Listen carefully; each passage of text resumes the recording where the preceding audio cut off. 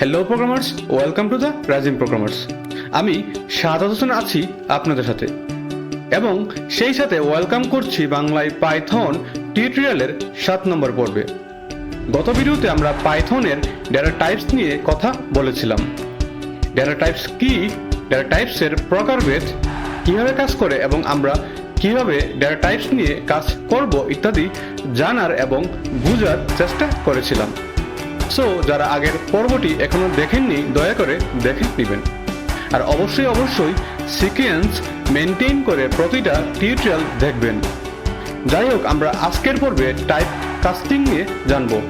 Type casting কি, implicit and explicit type casting কি ইত্যাদি নিয়ে বিস্তারিত জানার চেষ্টা করব। সো চলুন শুরু করে ফেলি আমাদের আজকের পর্বটি।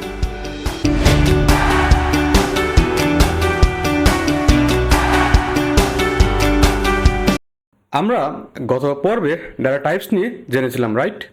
তো আমরা এখন ইন্টিজার কি, ফ্লোট কি, কমপ্লেক্স কি ইত্যাদি জানি, তাই না?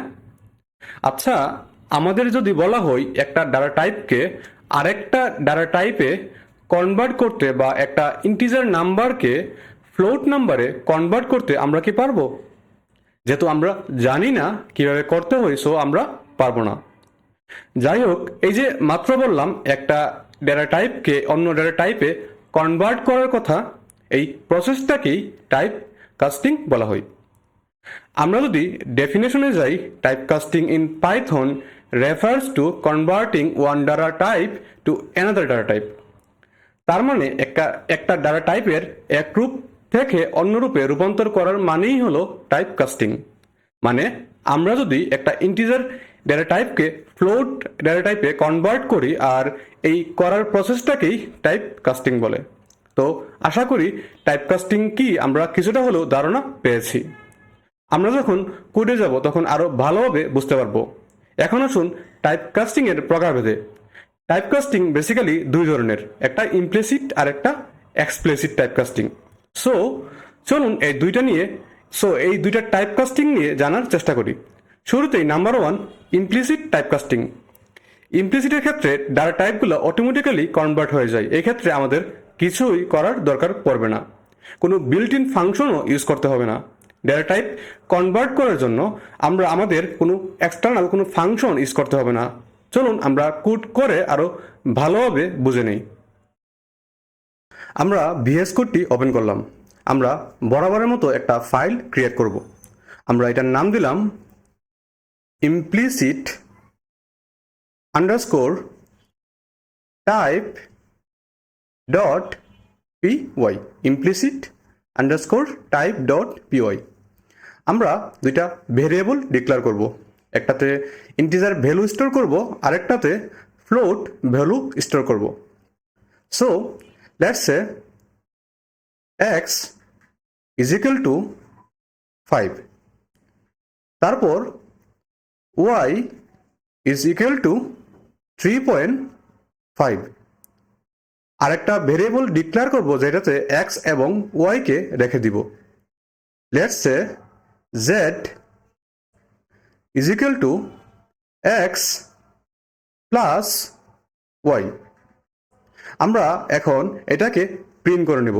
So print parenthesis z। আমরা এখন এটাকে রান করব। আমরা কন্ট্রোল এস দিয়ে সেভ করে নিলাম। আমরা ভিউ থেকে টার্মিনালে গেলাম। So python then file name. আমাদের ফাইল নেম হলো implicit underscore type dot py, implicit underscore type dot py। আমরা এন্টার প্রেস করলাম। আমরা দেখতেই পাচ্ছি আমাদের আউটপুটটি হলো 8.5। এক্ষেত্রে আমরা ইন্টিজারের সাথে ফ্লোট অ্যাড করলাম এবং সেটা অটোমেটিক্যালি ফ্লোটে কনভার্ট হয়ে গেল। আমাদের কিছুই করা লাগে নাই। আমরা চাইলে টাইপ ফাংশনের সাহায্যে এর টাইপটা চেক করে নিতে পারি। আমরা প্রিন্টের ভিতরে টাইপ ফাংশনটা বসিয়ে দিলাম। সো টাইপ, তারপর এর মধ্যে z ভেরিয়েবলটা রেখে দিলাম। আমরা আবারও কন্ট্রোল এস দিয়ে সেভ করে নিলাম। So python implicit underscore type dot P Y. এই যে এটা টাইপ দেখাচ্ছে ফ্লোট টাইপ। সো আশা করি আমরা ইমপ্লিসিট টাইপটা ভালোভাবে বুঝতে পেরেছি। এখন আসুন নাম্বার 2-তে। Number 2 explicit type. আমি যদি সহজভাবে বলি, একটা ডেটা টাইপকে জোর করে আরেকটা ডেটা টাইপে কনভার্ট করাকেই এক্সপ্লিসিট টাইপ কাস্টিং বলা হয়। এক্ষেত্রে আমরা নিজেদের ইচ্ছা মতো ডেটা টাইপ চেঞ্জ করতে পারবো। আমরা চাইলেই ইন্টিজার থেকে ফ্লোট টাইপ বা ফ্লোট থেকে ইন্টিজারে কনভার্ট করতে পারবো। এক্ষেত্রে পাইথনের বিল্ট ইন ফাংশন ইউজ করে আমাদের কনভার্ট করতে হবে।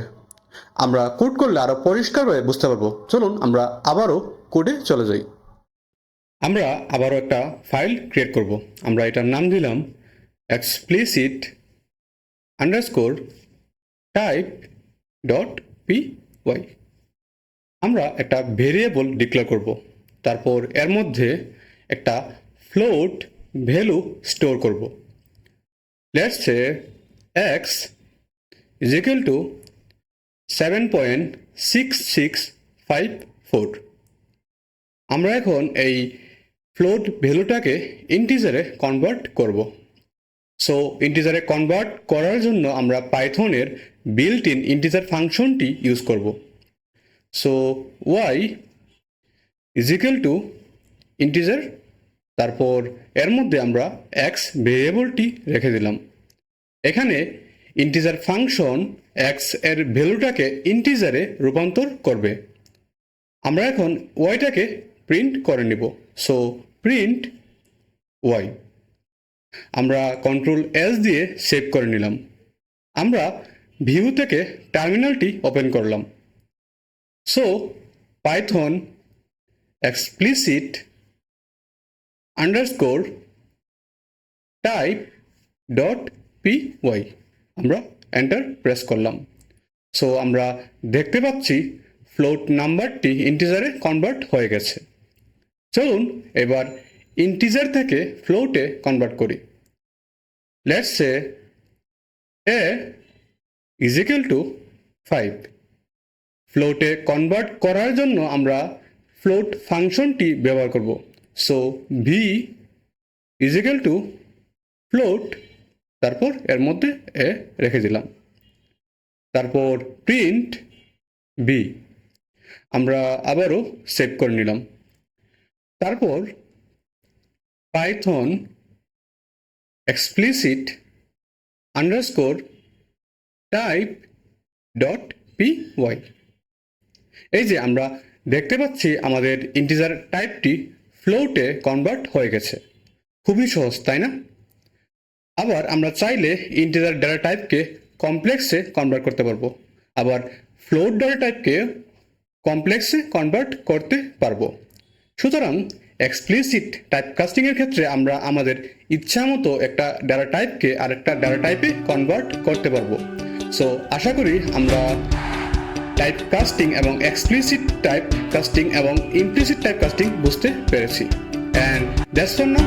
দেখা হবে পরের পর্বে। সবাই ভালো থাকবেন, সুস্থ থাকবেন এবং সবাইকে নিয়ে সুন্দর একটা জীবন উপভোগ করবেন।